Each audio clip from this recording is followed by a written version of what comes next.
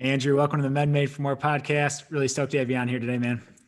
Yeah, thanks, Dave. I'm excited to talk with you this afternoon, and I'm really excited to be on here. I've listened to a couple of your episodes, and I was pumped when you asked me to join.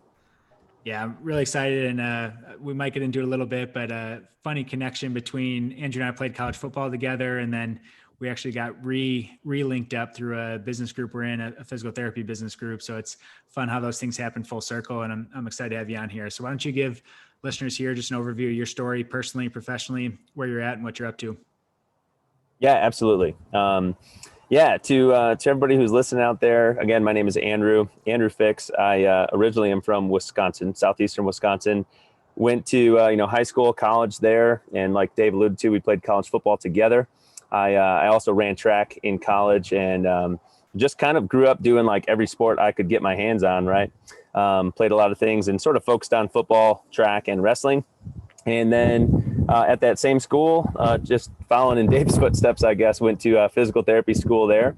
And after physical therapy school is really where a lot of the experience of traveling and adventuring around sort of started. Graduated from school in 2015 and immediately moved down to the Atlanta, Georgia area, and did an orthopedic residency program. And then wanted to get a little bit closer to home, so just transferred with that previous practice, PT Solutions, that I used to work with up to the Chicago area. And I'm glad that I did, because that's where I ended up running into and meeting my now wife, Erin. So met her doing some networking there in Illinois, and then I ended up moving to the Kansas City area, and she was kind enough to come with me. So now, fast forward a little bit, we're actually out here in Colorado. We have both left PT Solutions where we were working, and I just started working with this practice here in Colorado, Physio Room. And so Erin and I just passed our 1-year wedding anniversary. So it's been a very adventure-filled, crazy first year, most of which has been in 2020. And but the move has been great. Our 2 cats, Thelma and Louise, have been enjoying it. And but yeah, that's just kind of it. I mean, grew up playing a lot of sports and had some injuries along the way, which sort of led me to want to go down this route of becoming a physical therapist to help other people, recover from and avoid dealing with things that I have dealt with in the past. And I've had a lot of surgeries, and kind of feel like I can relate really well to patients that I work with, because I've been there as well. So I think that's it. Yeah, thanks for sharing that, man. I want to commend you for making the jump in the middle of 2020 to, and just for some background, PT Solutions, at least you can fill in the gaps here where I'm missing anything, but PT Solutions sounds like it was a very well established, I don't want to say comfortable job, but well paying salary, more heavy established benefits, to more of a I know Chris doesn't necessarily have a startup company, but small business, definitely a little more, much more innovative, cutting edge, higher impact, but maybe less of the the guarantee that comes with being for a big company. And what kind of sparked that decision to make that career change in the middle of 2020 and make that jump? Yeah, that's a great question, and I'll definitely tell you it wasn't a decision that was made quickly. And actually, my wife Erin is sort of the one who kind of pushed me in this direction a little bit. I've been working, so I worked with PT Solutions for just about 5 years, and like you said, I was pretty comfortable. I was very comfortable and felt like I was doing a good job in the role that I was in. And, the role I had, I was more managing other people and managing multiple facility locations, as opposed to treating just patients on my schedule every week. I did treat patients, but it just wasn't like all 5 days of the week every week. And I really enjoyed doing that.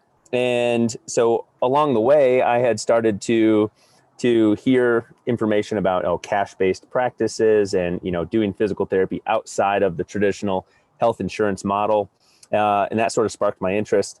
I started with my fitness background, and then I ended up doing a nutritional certification.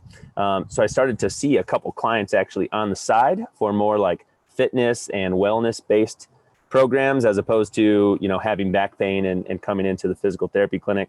So then as I started to do a little bit of that on my own, I was considering, maybe this is something that I want to do. one day. Maybe I want to open my own practice. And we had talked about, moving back to Wisconsin, where I was from, where I have some connections, or staying with PT Solutions and just continuing to do some of this dabbling on the side, or what should we do? And then it really wasn't until Aaron's sister, my sister-in-law and brother-in-law, they actually moved out here to Colorado. And so my sister-in-law, having back pain, ended up seeing Chris, who's now my coworker, for her back pain and to get back to running pain-free. And through their conversations, he started telling her about like his growth plans and ideas for the practice. And she says, well, you should talk to my brother-in-law. And they want to move out here to Colorado anyways. You should talk to them and see if you guys don't hit it off. So I actually, and I won't say anything bad about PT Solutions. I've really enjoyed my experience there. And I felt the need to like be very upfront with them about this situation. I gave them a very long notice, 100-day notice, which actually I think ended up working out great for all sides, because, it was January when I told them I was going to be leaving on May 1st. And then we know in March, COVID hit. And so at least I felt comfortable. I had a position that I was in. I didn't just leave and come here and then COVID happened. So I was able to maintain in my role that I was. It only pushed the move back about 3 weeks. But really, my wife was the one who sort of asked me, Andrew, you have this opportunity. You don't have to start something totally from the ground up, but you get to do what you've been toying with this idea for a while. And, if you were to not take this opportunity, would you regret it later down the road if you didn't try? And I said, yeah, I probably would. And she said, okay, but if you went and tried it and it didn't work out and you decided at some future date to just, find another job or go back to PT Solutions or go somewhere else, would you regret that? And I said, well, no, probably not. Cause it's just money, right? We can make more money.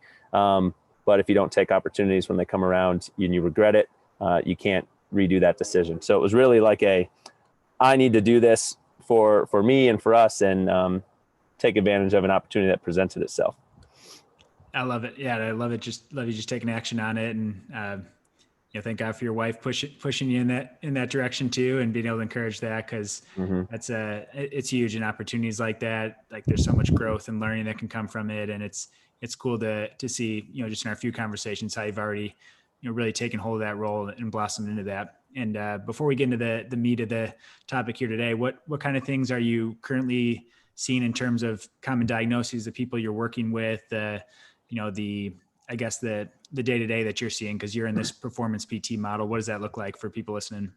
Yeah. That's a great question. And, I get asked that sort of regularly when I'm out at events and things, like what types of patients do you work with? And, now I think most of our patients, because we are in this performance model, most of our patients are, relatively healthy people wanting to be active, but unfortunately they're dealing with some sort of nagging pain. So we do not see, a lot of people that are like post-operative coming right off the surgery operating table. I'm seeing a lot more, runners, cyclists, dealing with knee pain, hip pain, heel pain.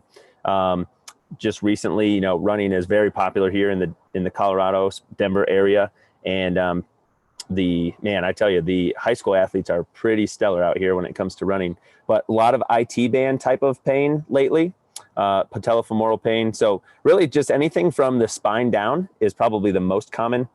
And then we do work with a fair amount of like CrossFit athletes and golfers. So we'll see some back pain, shoulder pain. But those lower extremity things really are probably the bulk of it. Yeah, it's great. And I think that's a great, transition into where we're heading with this one, because anything lower extremity related, and some people would even argue even higher up into shoulder, neck issues, a lot of that can be traced down to the foundation in our feet. And there's such an issue. And there's been a big boom in terms of, barefoot and more minimalist shoes. But in general, there seems to be such this bias towards being in shoes, getting a fresh pair of kicks, wearing shoes based on looks or comfort, maybe over actual performance. And what are some of the dangers associated with being bound to a shoe, being reliant on a shoe? Because we see it in CrossFitters, we see it in runners, we see it in these ultra supportive shoes or minimalist shoes. Even there's these dangers that can happen from not being barefoot enough. So what are some of the the dangers of not being barefoot more often or not paying attention to footwear, and why should people consider training barefoot? Yeah, there's a lot to unpack there, Dave, and but that's a really good question, and one that I get into, or that conversation with patients every single day. And I would say, plain and simple, most of the shoes that we see, on the shelves or online in the store that we're looking at, the way that they're constructed and designed, and then you put them on your foot, they alter the mechanics and the way that your foot and ankle function when you're wearing those shoes. So really, if we talk about from an evolutionary standpoint, how we were made, how our body was made, we're putting something on that's changing the way that we were designed to move. And I think some of the common things we talk to patients about is, the shoes may be too narrow to let your foot truly splay and spread out the way that it does when you don't have that shoe on. A really hot topic or common phrasing we get into is the heel to toe drop, or the thickness of the heel compared to the front of the shoe. And most shoes are pitched where the heel is a little bit higher than the forefoot is. And chronically over time, that's going to cause, your Achilles tendon to be shortened. A lot of shoes have a lot of cushion. And just like our hands, are designed to be sensory receptors for feeling and touching and sensing our environment, our feet are kind of the same way.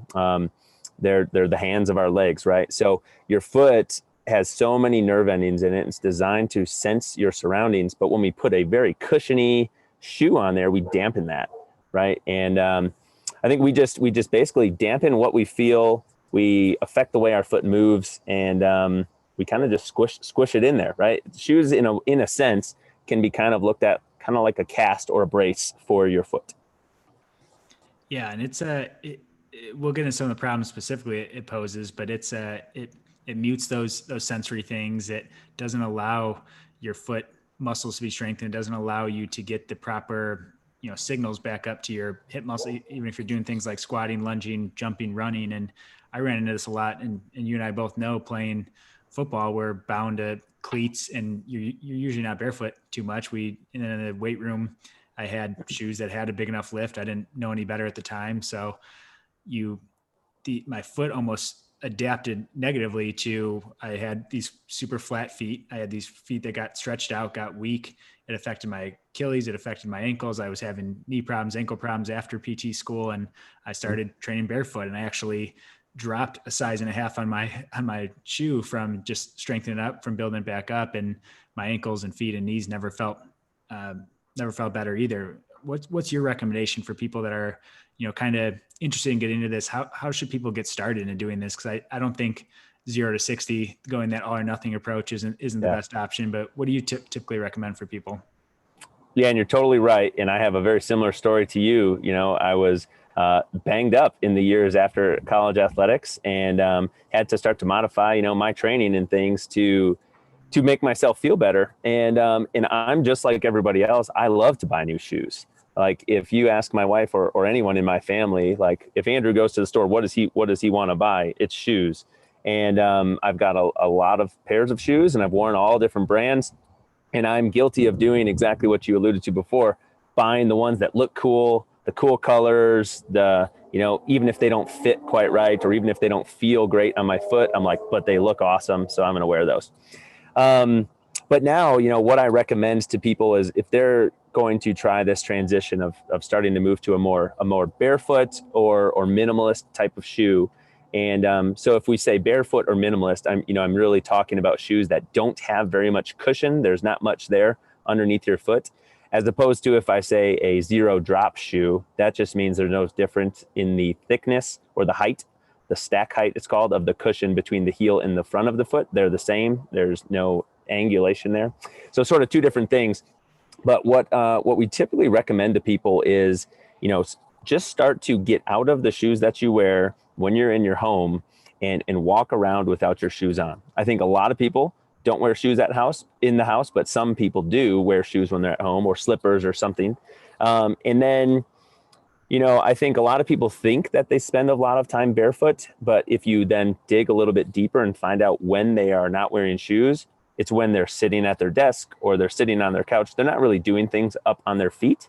So they don't get the opportunity to let that foot strengthen up. As it relates to runners that we see, what I definitely don't do is I don't try to push every runner, into a barefoot or minimalist type of shoe or a zero drop shoe. What I tell them is, I care more about the shoe that you wear all the time throughout the day, more than the shoe that you wear only when you're running. Because, most runners have a dedicated pair of running shoes and maybe they're very brand loyal. But okay, if I can start to help you get out of some of these symptoms that you're feeling, let's get you into a shoe that has a zero drop, or even better, a minimalist barefoot style type of shoe when you're walking around, when you're not doing that like highly impactful activity, and just start to let your foot move and work. And if they do want to work into it, while they're running or even while they're walking, we just recommend to people spend a little bit of time in it. So like, okay, today I'm going to spend 1 hour in this type of shoe. And if your foot starts to get sore or painful, then put your other shoes back on that you're used to using. And you gradually build the time that you spend in the more minimalist style until, you're able to go throughout your day comfortably and you're not having soreness that's lasting any length of time. And the same would go for running. If I'm going to have someone who want to start to transition to a zero drop shoe when they're running, we're going to have them put it on at the beginning of their run after they've gone through the walking period and spending time with it, not running. And we're going to have them wear it for a short period of time at the beginning of their run when they're fresh, their muscles and their body's not fatigued. And then we're going to take it off, put the regular shoes on, and then finish up the duration of their run and slowly build that in the amount of time that they're spending in that newer type of shoe. Yeah, it's great. And runners is always one that it's always a harder conversation because, like you said, they're loyal to a specific type of shoe or a brand. And another thing that runners could consider too is just for your strength training, your cross training, like that's a perfect time to get barefoot, to get those things. Even if you're not, if you're a competitive runner and you're used to a certain shoe, then take advantage of those other things like you're saying, like walking or cross training can be a way to do that. Now, along with this, and I know the question that always comes up for runners is, what about, how does changing shoe affect my stride, or if I'm more of a heel runner versus forefoot versus midfoot? Do you get into some of that as it relates to shoes as well?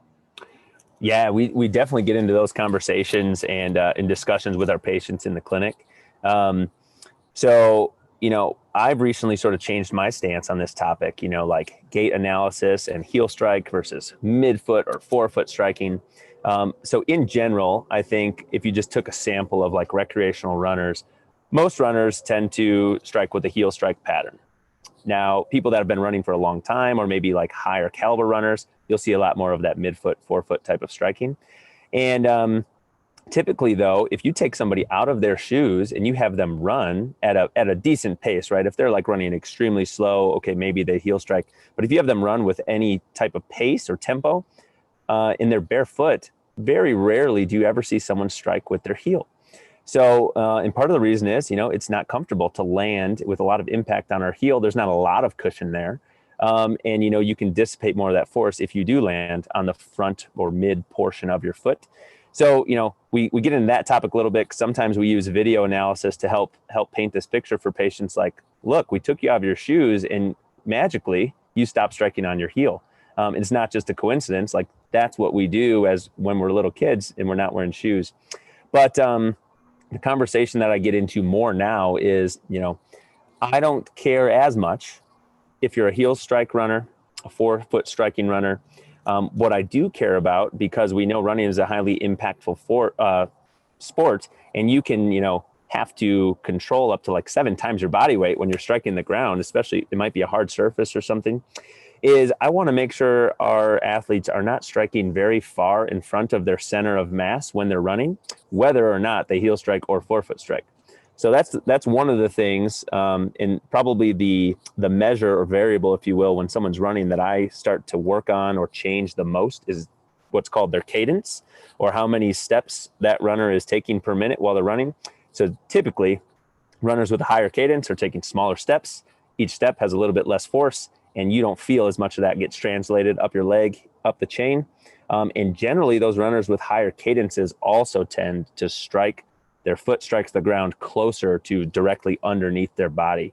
And that's what I'm really trying to help relay to patients and understand how we can help dissipate this force by getting you not to strike so far out in front of you, because then it doesn't matter as much if your foot is hitting on the heel or on the front of the foot, because your foot is already on its way back and you're not creating this like deceleration or braking force when your foot hits the ground. That's great. Yeah, I appreciate you explaining that. And do you find people, does the shoe affect that quite a bit in terms of, let's talk especially like heavier cushion shoes, like the Hoka's out there or anything? Because that probably people don't realize the force as much. Is that the biggest problem with cushions? Not necessarily the way their foot's striking, but that they're not even aware of how they're striking maybe?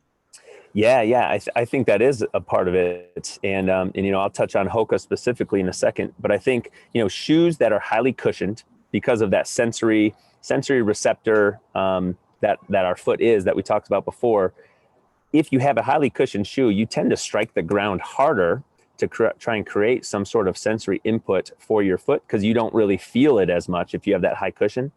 Now, a shoe that has a greater or a larger number heel to toe drop, like a 10 or 12 millimeter, the heel is 12 millimeters thicker than the cushion underneath the front of the foot, you're more likely going to heel strike in those shoes because the heel is just that much bigger than the front of the foot.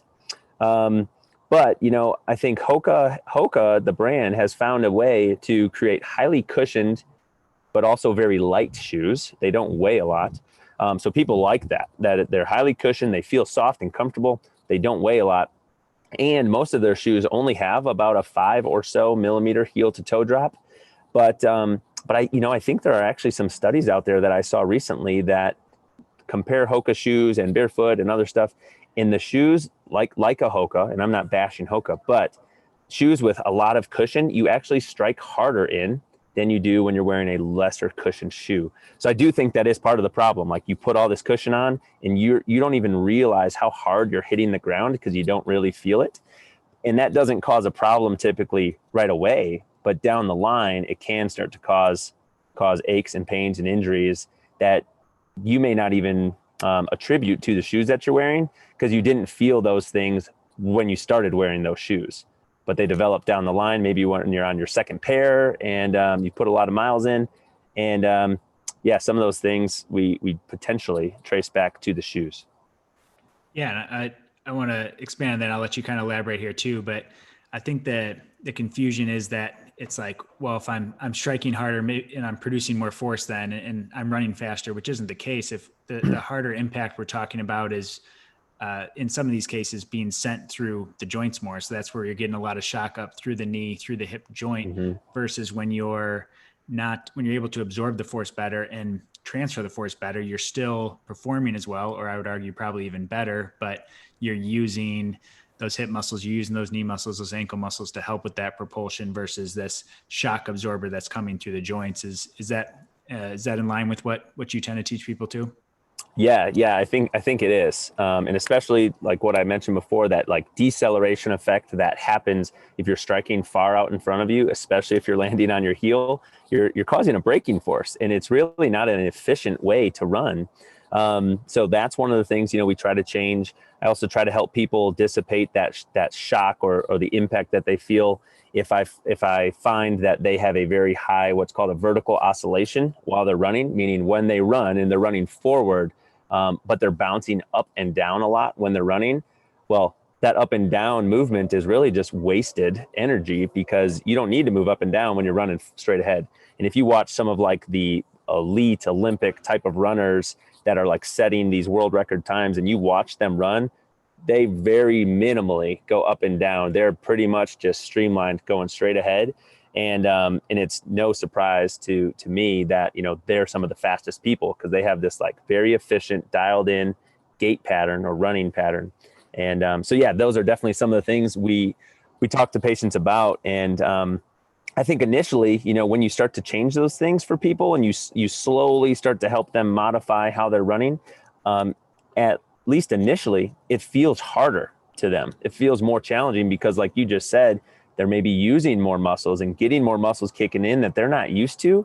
And it feels more fatiguing. It feels more tiring. Maybe they're not running as fast right now, but if they can like really get used to that and build that habit, I think the potential is greater on the back end. Yeah, I love that you say that. The potential is greater. I think it requires some patience and some discipline to be able to say like, hey, maybe not during a race season, or if you have some time to work on these things, because it almost always pays off in the long run and reduces your risk of having to be forced out of running due to overuse injury or something like that. Yeah, Dave, one of the stats that just kind of blows my mind, but now working with so many running athletes, it's not like shocking. Like if you go to any local 5K, 10K marathon and you just, wait towards the mid to end of the pack of people coming into the finish line, and you're just going to see a host of people limping in, running with like very poor form. Maybe they're super fatigued. Maybe that race was not the appropriate distance for them at that time based on their training. Marathon runners, up to 80% of marathon runners suffer an injury in their training leading up to that particular race. And in a given year, 90% of runners are going to sustain some sort of injury, running related injury.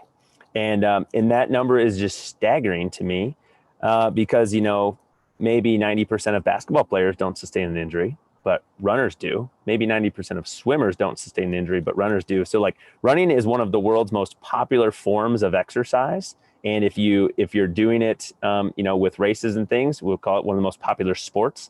And, but it has an extremely high injury rate too. And I think that's just crazy because running is something people really enjoy. And we want to help them however we can start to find ways that they can run at the pace and at the distance that they enjoy without sustaining that injury so that they can train for whatever they want to and really enjoy it and not feel, that they have to sit out. Because, if I try really hard when I have a running client in the office, not to tell them not to run. Because if you try to tell a runner, someone who identifies themselves as a runner, and you tell them, I just don't think you should run for 8 weeks and we'll see if this gets better. The chances of them listening to that and not running are pretty slim. So we really try to find a way, how can we help you stay in your activity that you enjoy while we work on these things and then get you back up to the volume or the amount of running that you really want to do without the injuries that you've been dealing with.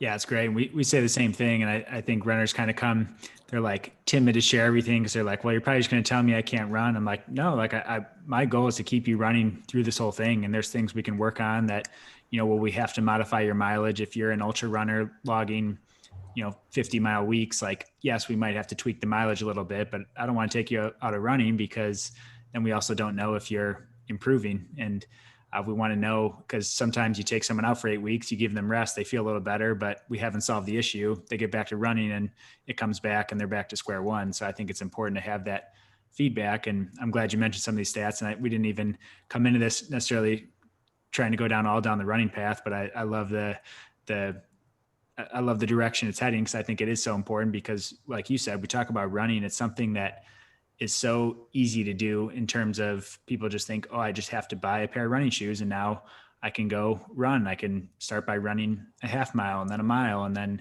5 miles and then work up to half marathon. But I think what we're both trying to stress is that there's a lot that goes into footwear, striking mechanics, your cadence, your strength, your mobility. And what are some of the other things that runners tend to miss from a strength mobility standpoint? And we can focus on ankle, foot, or maybe up into the hip as well, that are common imbalances you see that can also cause some of these other problems with the foot striking, with the overuse injuries, with some of these things we're talking about. Yeah, that's a great question. And I think, I think if you think about any other sport, soccer, football, whatever, nobody would probably say that they think those things are easy. And they would say like, yeah, you need to practice at your position in order to get good at that activity. Well, the same thing goes for running.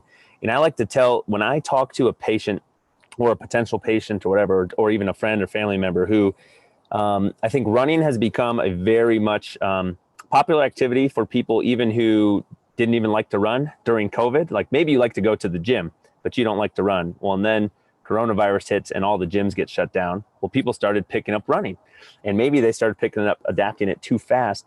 But I like to use the phrase, running is an activity best done when you are in shape, not an activity that should be used to get you into shape. Because like I just mentioned, the high injury percentages that there are in running can be greatly reduced if you work on your strength and you work on your mobility, and then you start to become a runner. You're much less likely to sustain an injury. So what I've been seeing lately in the clinic, to answer your question, is, runners tend to greatly lack internal and external rotation movement in their hips. And I haven't met that many runners that have what I would call very adequate or really good ankle dorsiflexion. That movement of when you're running, how far you're able to bring your shin bone over your foot, right? And those two things are probably two that I look at the most, because running's, not really something that requires a lot of mobility. It's a very highly repetitive activity done in a very short or small range of motion, but you leave a lot of performance on the table, and you increase your risk of injury if you don't have adequate mobility in these areas. And when I say mobility, I mean more than just like your joint can go through that range. I mean, it can go through that range in a controlled, stabilized fashion. So yeah, like hip internal external rotation and even extension, and also ankle dorsiflexion are some of the big ones that we really look at.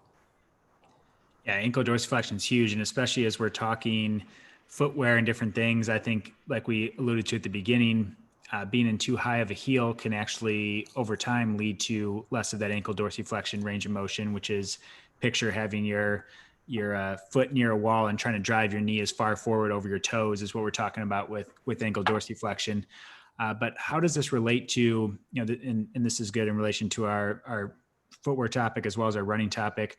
Overpronation is such a common thing that every runner says that, oh, I probably overpronate. And even some it's very true for, but some, I feel like some running stores just tell everyone they overpronate. Is that a common issue you see? And what are some of the reasons for overpronation as it relates to foot mechanics, ankle mobility, strength, all those things? Yeah, good question. I think that is a very common word that gets used, is, oh, I'm an overpronator, or I pronate too much or something. And what a lot of these individuals or employees at running stores have been taught, wherever they get to teaching, I'm not sure, but what they are often trying to correct or change, right, is they watch somebody run, and if they see some of this inward or outward, medial or lateral movement of the foot or of the heel, they're trying to like minimize that as much as possible. We're going to put you in a shoe that doesn't let your foot and ankle roll in or roll out. We just want it to go straight. Well, unfortunately, that's not how our ankle and our foot work. It moves in all different directions, right? And all you have to do is, do some ankle rolls, and you'll find out that your ankle moves in all different directions. So just like bracing that with a shoe that has a lot of stability built into it, or an orthotic or something, might not be the best approach to take for some of these things. But I think that ankle dorsiflexion one is a big one. We see very often, if people lack ankle dorsiflexion, especially in a closed chain position, meaning their foot is on the ground, you have a tendency to roll into some more extra pronation, because you're doing this impact activity, you have your body weight down on your foot and your ankle, and if your ankle won't let you move, well, your body's going to find a way to like lengthen your leg or lengthen your limb. And how it accomplishes that sometimes is by causing a little extra rotation, because your ankle is too stiff. So you pronate a little bit more. I think the same goes for like stability in the hip. So our body is very much a chain, right? So if you land, say, on your right foot, and your muscles of your right hip are not strong enough, or not engaging enough to stabilize your pelvis on top of your hip, which allows your thigh or your femur to kind of like dip inward or adduct or internally rotate, it's very hard for you then down at the foot and the ankle to prevent that foot from pronating in addition to that. Because we're very much like a chain, and as one link moves, the other ones tend to move too. And if they don't, and you are able to stabilize that, well, then you're just putting a lot of stress through that joint or through those tissues, trying to make up for some limitations there on the other end. Yeah, and that's something that people don't look up and down the chain necessarily, at least for the average runner or workout person going in. And it's important to know that it is all connected, and you have to consider how everything's moving together. And that's why, even though we're talking barefoot, you can't only focus on the foot and not look up anywhere else into how the hips rotating, like you're talking about, Andrew, or how the strength is and the stability is. But I want to go a little deeper on we talk ankle dorsiflexion, because that's so big with with, as we talk, barefoot running or barefoot lifting, working out, whatever you want to call it. If Mm-hmm. someone's missing ankle dorsiflexion, so stiff ankles, tight calves, whatever the reason, what do you recommend in terms of going barefoot? Because I see some people forcing barefoot shoes and trying to squat and seeing their ankles do all sorts of things where they don't have the ankle mobility. So they're forced to pronate, or running, they're doing it and they're either completely turned out or pronated in. Do you recommend people address their ankle mobility first, get in a barefoot shoe first to help with that? Or are you attacking that kind of from both angles simultaneously? Yeah, good question. I think the latter, what you just said, kind of trying to attack from both angles simultaneously. And just like we said, if somebody's going to start to move into a zero drop or a minimalist shoe, we want to do that slowly and spend time barefoot. If you're not used to it, very slowly, walking on comfortable surfaces and things. We're going to do the same thing if we're trying to improve their motion, their ankle motion. So, I'm not going to, if somebody does not have the requisite ankle dorsiflexion to be able to squat down and maintain that position, then what I typically recommend to them is we're going to squat to the depth that you can maintain this position. And then as we work on it, where you're going to gradually see yourself be able to squat a little further, a little further, a little further. In that, your foot up against the wall, pressing your knee forward into the wall, like you mentioned a few minutes ago. That's sort of like the first step that I usually take with people is, before we get any like bands out or any like other mobilization tools that we can use really like on that ankle and on your foot to help you loosen that joint up, let's just start to spend some time in whatever amount of dorsiflexion you have and build up what we call your total end range time in that position. Before I start telling people, what equipment should they have and use, I just try to figure out, how can we maximize this as much as we can right now with no equipment, just by getting you to do a little bit of this every single day. Because what and what I know, if somebody does a couple minutes or a couple reps of something consistently every single day, as opposed to doing it like a bunch every Sunday night before they go to bed, they're going to see but even if they do less cumulatively throughout the week, but doing it consistently every single day, they're going to see more gains and more movement, I guess, in this case, if we're talking about the ankle being stiff. And then, when we're talking about, squatting or lunging or whatever types of activities, we just have them do it to the point that they can maintain that really good technique and form without letting it get out of control. So. Yeah, such a good point, and being able to work within that range that you have, as long as you're not, talking to a meathead like myself that's going to try and force through and squat to parallel, like the stubborn runners that we tend to see as well. But I love that you mentioned lifestyle factors too, because the cumulative throughout the week is such a big thing. And regardless of what habit we're talking about, if you're trying to improve mobility or strength or your endurance, we see better results from someone spending, 5 minutes a day doing mobility work and moving around throughout the day versus someone who sits all day, every day, and then does 2 hours of mobility work on the weekend. You're kind of counteracting some of those effects. So I appreciate you bringing that up. Mm-hmm. In terms though of, to wrap up some of the barefoot stuff we're talking about, what soreness is normal with it, and what soreness should be kind of caution flag type items too for the person that has maybe limited ankle mobility? I think, like you mentioned earlier, starting by spending an hour, what's okay soreness of like, hey, my feet are sore because they're getting stronger, and what's soreness of like, hey, maybe I'm not feeling that in the right areas or the right way? Yeah, that's a good question. And one that I definitely want to answer, because I don't want people to feel like afraid of trying some of these things for fear of, what if that hurts? So I think the one that I get asked about the most is, heel pain. Like, well, wouldn't it hurt if I don't have this cushion? Isn't my heel going to bother me from standing? And, I recently, in my transition to this, because I had my first experience with barefoot type of shoes back in 2015. But then because of, buying shoes that look cool, I didn't stick with that for very long. But now over the past several months, I have pretty much stayed in those types of shoes the majority of the time. So the thing that I tell people is, if you take that cushion away, it's going to change how you're shifting and holding your weight on your feet throughout the day. And you're not just going to stand with all your weight in one place, because it's going to be uncomfortable. So your body's naturally going to like shift and move around more. So, what I tend to tell people is, if the soreness that you feel is like what feels like muscle soreness. Your calf feels sore from working a little bit harder. The muscles in the arch of your foot feel a little sore, but that's not something, that like lasts for days on end.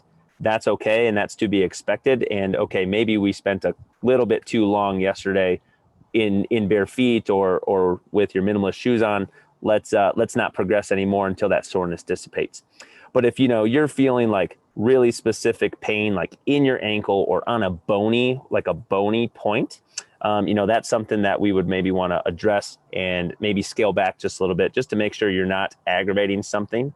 I think the term that I use for people, especially when we're talking about limited ankle motion, is, if in the front of your ankle, if you're feeling like you are really like jamming up and just like jamming or hitting what feels like a bone, like we use this term bone on bone, right? If you feel like you're just crunching in the front of that ankle, I don't recommend people push through that or push into it, because we don't want to create more irritation just by trying to be beneficial. So yeah, if it feels like muscle soreness and it kind of like goes away as you move, that's one thing, that's okay. And we can work through that. If it feels like something is really painful in a specific tender spot and it's bony, those are things we try to stay away from. Yeah, that's good to clarify, because I know people always have those questions, but to know that it's okay if there's soreness, just paying attention to where that soreness is. And now, do you give any specific foot strengthening exercises with this, or is just being barefoot the strengthening in itself?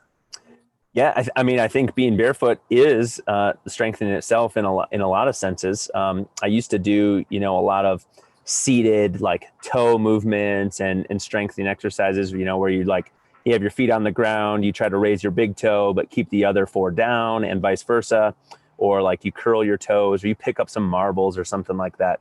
I have largely stopped doing a lot of those things and opted to tell people to spend more time barefoot.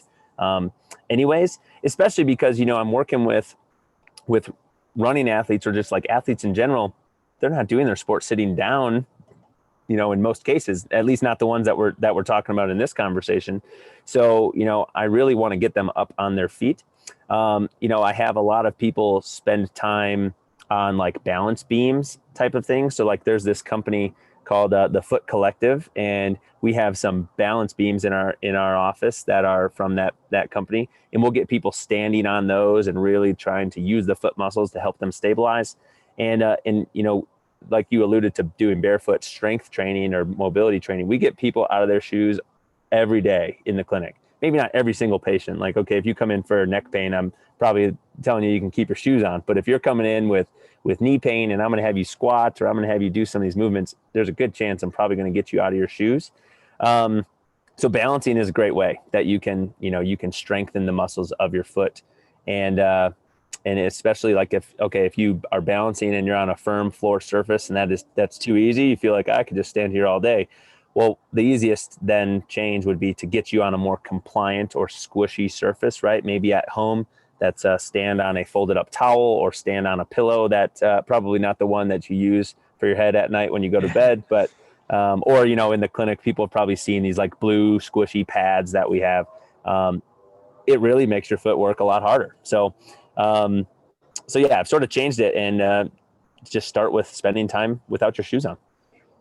Yeah, I love that. I've kind of made the same transition too. There's certain times where we'll give the specific foot exercises, but usually it's just a matter of being barefoot more often, because people, like you said, people are surprised how little time they actually spend barefoot, unless it's not counting sitting on the couch, not counting sitting at their desk or those things, but actually being active, moving and doing those things. So that's great, man. I want to kind of wrap things up here. A few of the takeaway points I had, and a lot of them, I'm really glad we went down the running path too, because I think that's where a lot of these conversations stem from, I think, is in our runners. But regardless of if you're looking to get into barefoot running, to start slow with it, to work up to your available range of motion, to listen to your body with it, but just to start doing it. It doesn't have to be a super scientific approach or anything. Just start being more barefoot and walking around, especially some of your cross training workouts if you're a runner.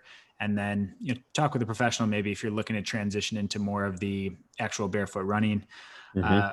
the other piece is just to consider up and down the chain. That's the thing that we kept coming back to, is an ankle foot problem can be traced back to the hip or the core, and vice versa. If your back's hurting you, maybe you need to look at the feet for it. So make sure you're taking into account the whole body with that.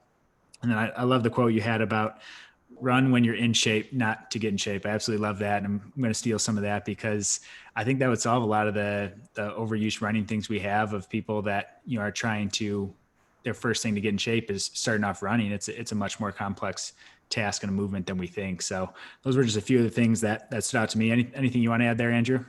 No. I mean, I think those are really good summary points. And just on that, like, kind of quote, run when you're in shape, not to get in shape. A lot of people are still in this mindset because of what we've been told or taught since we were young children is, you have to do cardio exercise in order to lose weight. And a lot of times that's why people pick up running, is it to lose weight, but then they sustain some type of an injury. And then they say, man, I hate running. I just really don't like this. And it's like, well, you might enjoy running if running was easier for you because you were in better shape.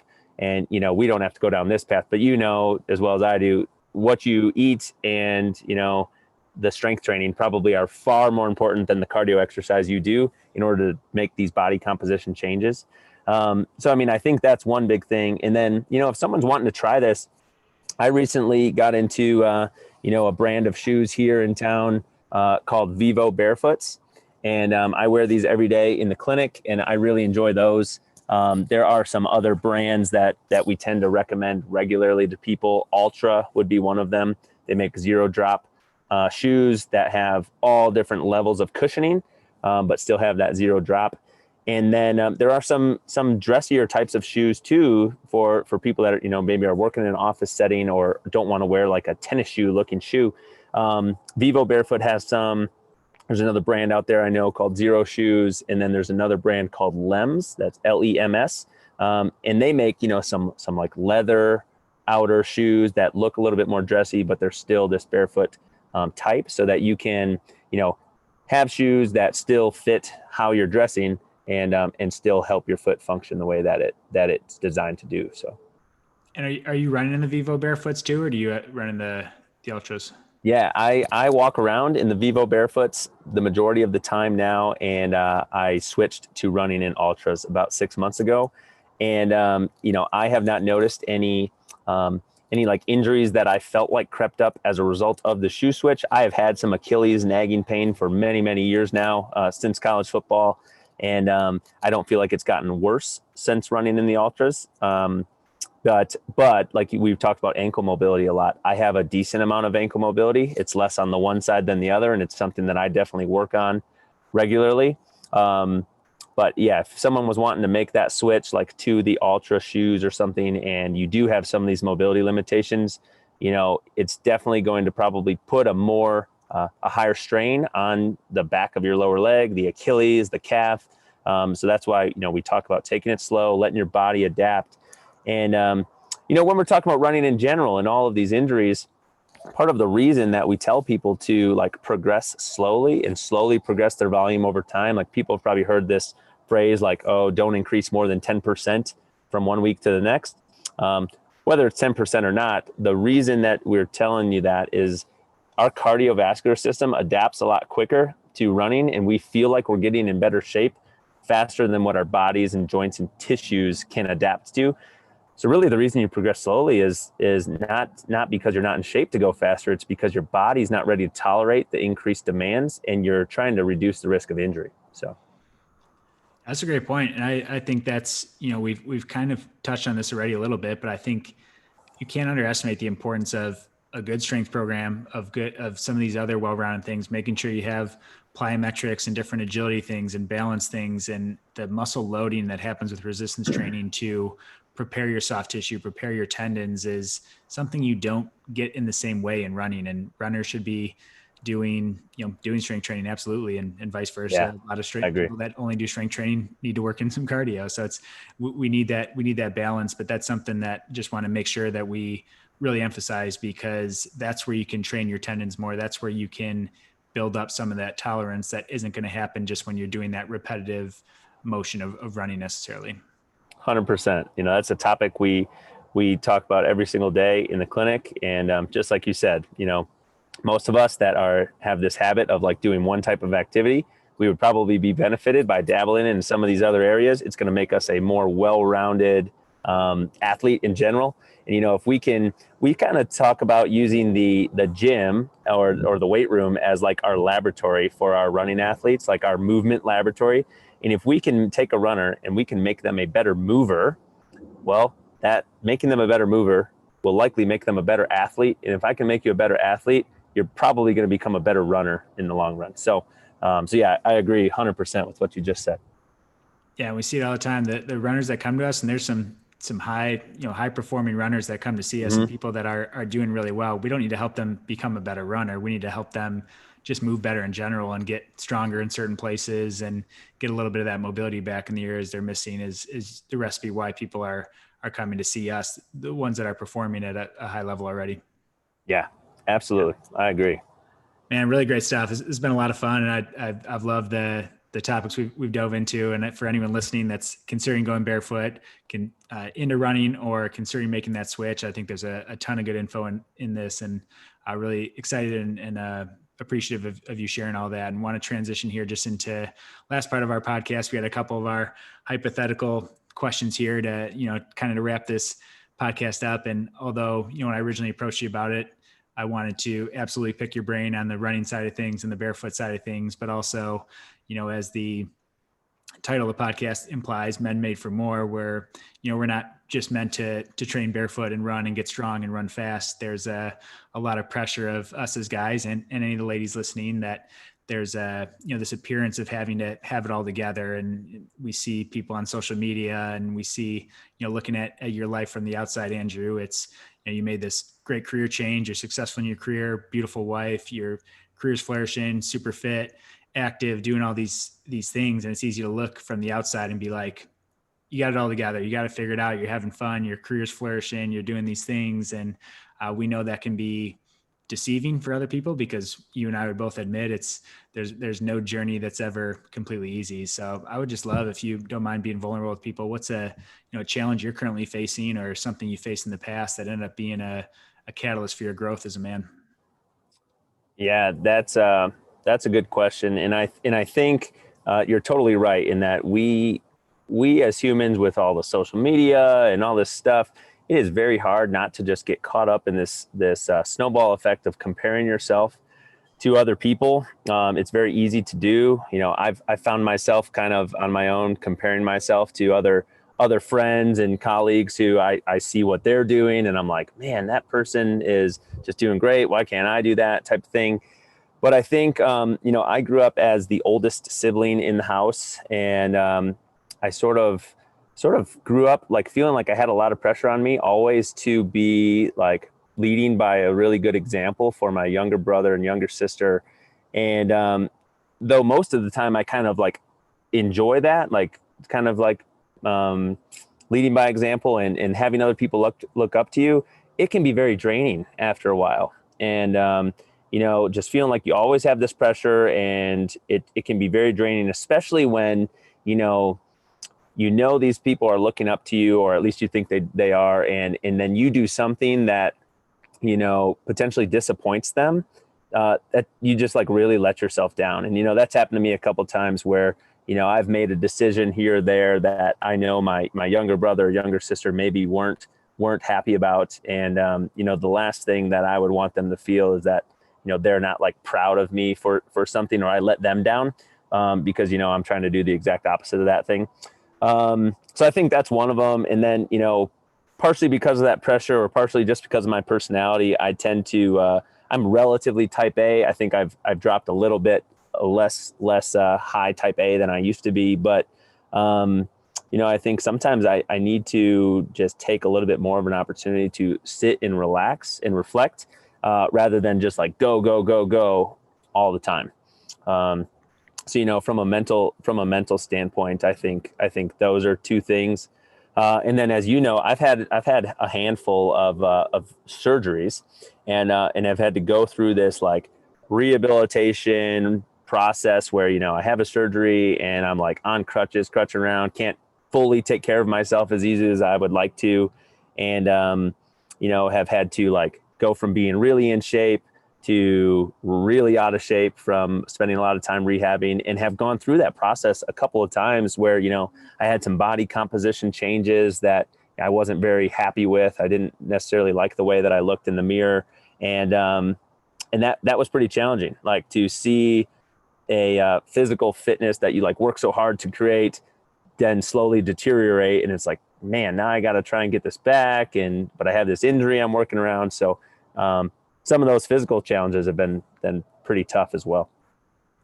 Man, I appreciate you sharing all those. And I know people listening can relate to that, because like you mentioned earlier, for runners listening too, it's like when you tie your identity to that, if your identity is only in my fitness, is only in how I look, then that's stuff that can be fleeting and can get taken away. And I know it's so much easier said than done for anyone listening going through that. But, I appreciate you being open to share that, because that is hard when you associate with something and it gets taken away or it gets modified at all. It can be hard, but you're still Andrew, you're still the person to be around. And I'm glad you're able to share that and hopefully learn from that too. Yeah, absolutely. It's it's definitely a work in progress.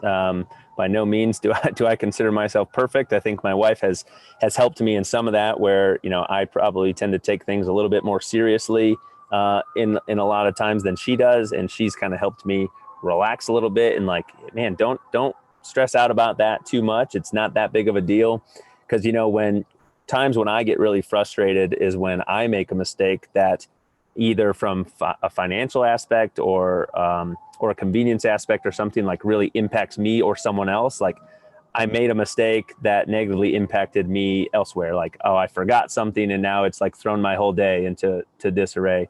It's not that big of a deal, but I'm still learning some of those things, and leaning on other people, which is something that I've had a hard time doing probably throughout my life. Asking for help or leaning on other people definitely is beneficial, and something that I've been learning over the last couple of years.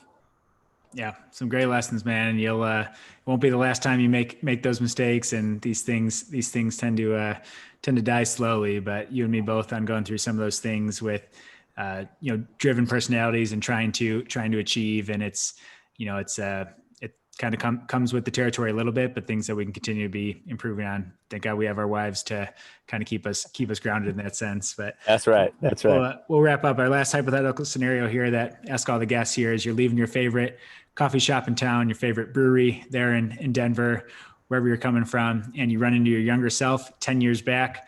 You're on your way to an important full day of clients. Can't be late for it. You only got 60 seconds to talk with your younger self. He's looking for some life advice, just looking for some guidance. What are you saying to him, and what advice are you giving to him?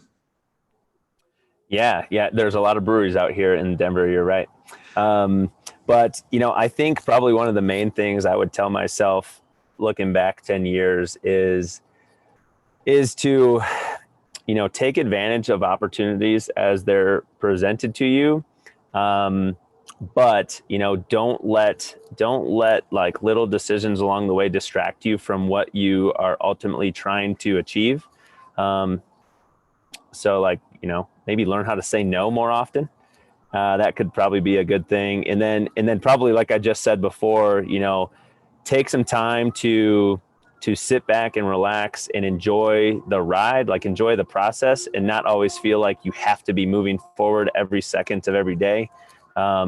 Because really the adventure or the experience is in the adventure or in the journey, not in the destination type of thing. So I think that's probably what I tell myself is like, remember to sit back and relax, and say no to things that you don't think are really going to help you get to where you really want to go, and say yes to the opportunities that you would regret not taking. Well said. I love it, man.